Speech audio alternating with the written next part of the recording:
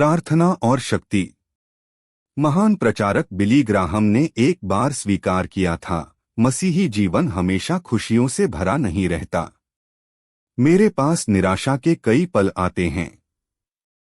मुझे अपनी आंखों में आंसू भरकर प्रार्थना में परमेश्वर के पास जाना पड़ता है और कहना पड़ता है, हे परमेश्वर, मुझे माफ कर दो या मेरी मदद करो। ग्राहम ऐसा महसूस करने वाले पहले अनुयायी नहीं थे। यीशु के सौतेले भाई याकूब को भी इस बात का एहसास था, जैसा कि उनके पत्र के प्राप्तकर्ता समझ सकते थे।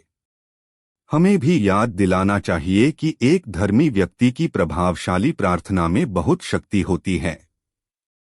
अपने जीवन में बड़ी और छोटी चीजों के लिए प्रार्थना करने के लिए समय निकालना हमें पिता की इच्छा और आत्मा के तरीकों से परिचित कराता है।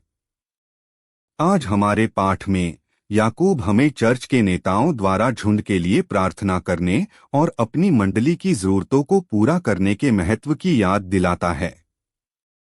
मसीही जीवन हमारे पाप की प्रकृति के कारण भावनाओं का निरंतर उतार चढ़ाव भरा होगा। जरूरतमंदों के साथ कंधे से कंधा मिलाना, साथ ही परमेश्वर के वादों और हमारी प्रार्थनाओं को पूरा होते देखना।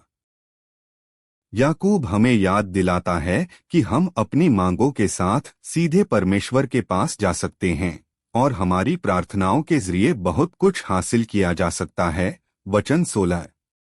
प्रार्थना की शक्ति का बाइबल में उदाहरण देने के बाद याकूब सुसमाचार की सच्चाई को जीने के आह्वान के साथ समाप्त होता है। जहां कहीं भी प्रभु हमें ले जाए, हमें दूसरों को यीशु मसीह में पाई जाने वाली पुनर्स्थापनात्मक आशा के बारे में बताना चाहिए। वचन 19। अपने पूरे पत्र में याकूब समझाता है कि वास्तविक प्रामाणिक विश्वास होने का क्या मतलब है। ऐसा विश्वास जो दूसरों के जीवन में बदलाव लाकर जिया जाता है। प्रार्थना आपके विश्वास को जीने और किसी और को दूसरा मौका पाने में मदद करने का पहला कदम है। मसीही जीवन आसान नहीं है, लेकिन प्रार्थना हमें वह ताकत देती है जिसकी हमें जरूरत है। क्या आप किसी ऐसे व्यक्ति को जानते हैं जिसे दूसरे मौके की जरूरत है? प्रार्थना करें कि प्रभु बीमार व्यक्ति को ठीक करें और उसे ऊपर उठाएं। वचन 15।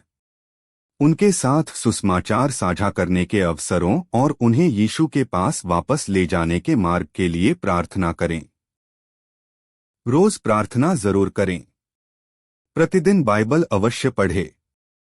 हम आपके लिए निरंतर प्रार्थना करते हैं। प्रभु आपको आशीष दे।